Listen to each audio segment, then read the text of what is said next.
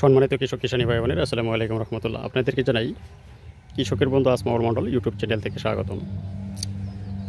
আশা করি আল্লাহ তাআলার রহমতে আপনারা ভালো আছেন। ইনশাআল্লাহ আল্লাহ তাআলা আমাকে ভালো রেখেছেন। আজকে আপনাদের মাঝে একটি গুরুত্বপূর্ণ ধান নিয়ে প্রতিবেদন করতে যাব। সেটি হচ্ছে বুড়ো মৌসুমের সর্বোচ্চ ফলনশীল একটি ধান, রড মিনিকেট ধান।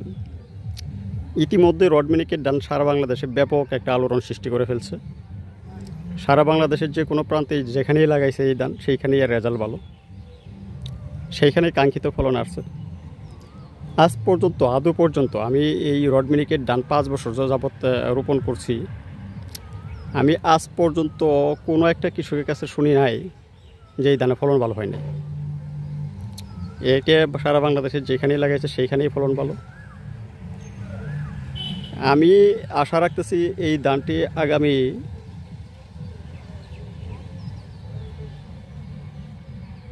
30 সালের ভিতরে সারা বাংলাদেশে এটি ব্যাপকভাবে বিস্তার ঘটবে। যেমন আগে মানুষ একচিটিয়া 28 এবং 29 রোপণ করত, সেই জায়গায় গিয়ে এই রড মিনিকেট ধান দাঁড়াবে। এই ধানটি এই কারণে এতটা গুরুত্বপূর্ণ, এর ফলন একটি উচ্চ ফলনশীল জাত। প্রতি শতাংশে 40 থেকে 45 কেজি পর্যন্ত ফলন আসে। এই ধানের চিটের পরিমাণ খুব কম হয়, রোগবালাই খুব কম হয়, পোকার আক্রমণ কম, ধানের চিটা নাই বললেই চলে।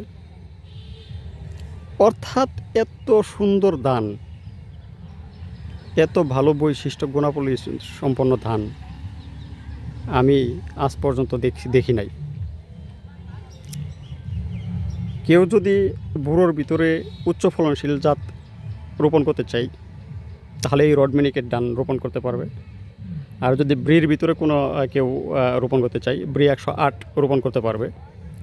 আর যদি ইন্ডিয়ান আরও কোনো জাত রোপণ করতে চাই তাহলে গণতারা ধানটিও রোপণ করতে পারবে। এই 3টা ধানই একটি উচ্চ ফলনশীল ধান। সবচেয়ে বড় কথা হলো এই রড মিনিকেট ধানটা কিন্তু আপনার আগাম জাত, অর্থাৎ 140 থেকে 48 দিন সময় লাগে, অর্থাৎ 28-এর চেয়ে 3 থেকে 4 দিন সময় বেশি লাগে। ব্রি ধান 28-এর সাথে আসে।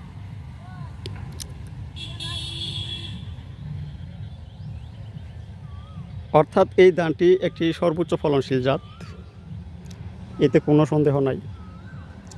রোগবালাই একদম নাই, কীটনাশক খুব কম প্রয়োগ করতে হয়, এবং এই ধানে কোনো প্রকার ব্লাস্ট ধরে না।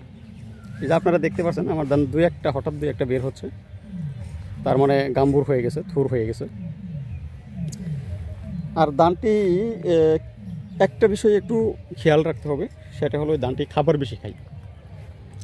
অর্থাৎ আপনি এই ধানটা চাষাবাদ করতে চাইলে সারের পরিমাণটা বেশি দিতে হবে। কীরকম বেশি দিতে হবে সেটা হলো, আপনার জমিতে আপনি যদি 29 লাগান, 29-এর মধ্যে যে পরিমাণ সারটা দেন 29-এর সম পরিমাণ সার দিলেই হয়ে যাবে। অর্থাৎ এই ধানটি থেকে যদি খাবার কম দেন সেই ক্ষেত্রে আপনি কাঙ্ক্ষিত ফলন পাবেন না, সেই ক্ষেত্রে ফলন কম হয়ে যাবে।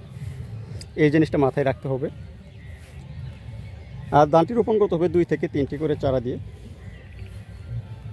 চারা বয়সটা যত কম বয়সে রোপণ করতে পারবেন তত এর ফলন বেশি হবে। অনেকে আমার রড মিনিকেট ধানের অবস্থান জানতে চেয়েছিলেন, যার কারণে আমার এই ভিডিও করা। এই হচ্ছে আমার রড মিনিকেট ধানের অবস্থান। তাই বাংলাদেশের কৃষক যারা আছেন,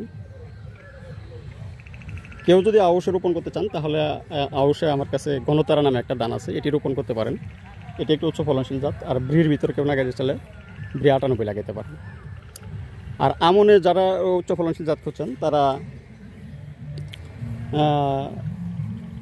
সেন্টু পাইজাম নামে একটা ধান আছে, এটি সর্বোচ্চ ফলনশীল একটি ধান, ওই ধানটা রোপণ করতে পারেন। কেউ যদি ব্রির ভিতরে রোপণ করেন তাহলে ব্রি 103 রোপণ করতে পারেন। ব্রি 103টা রোপণ করতে চাইলে আপনাকে বেশ কিছু জিনিস মাথায় রাখতে হবে। বিশেষ করে 4 থেকে 5টা করে চারা দিয়ে রোপণ করতে হবে। 103-এ পাশ কাটি খুব কম আসে। আপনি যদি 4 থেকে 5টা করে চারা দিয়ে রোপণ করেন তাহলে আপনি কাঙ্ক্ষিত ফলন পেয়ে যাবেন ইনশাআল্লাহ। আর এর পাশাপাশি ঘনতারা একটা ধান আছে, এটিও সর্বোচ্চ ফলনশীল একটি ধান। আপনি রড মিনিকেটও আমনে লাগাইতে পারবেন, এমন একটু ভালো ফলন আসে। রড মিনিকেট রোপণ করতে চাইলে আপনি 15 থেকে 20 দিনে চারা রোপণ করতে হবে। ঘনতারা রোপণ করতে চাইলে 20 থেকে 25 দিনে চারা রোপণ করতে হবে। আর সেন্টু পাইজাম আপনার চারা বয়স বেশি হলে কোনো সমস্যা হবে না।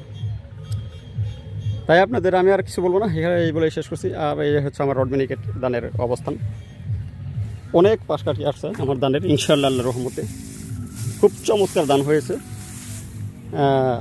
তো আপনাদের সুস্বাস্থ্য কামনা করে এবং দীর্ঘায়ু কামনা করে এখানেই শেষ করছি। ও আখিরি দেওয়ান আলহামদুলিল্লাহ। আসসালামু আলাইকুম রহমতুল্লাহ।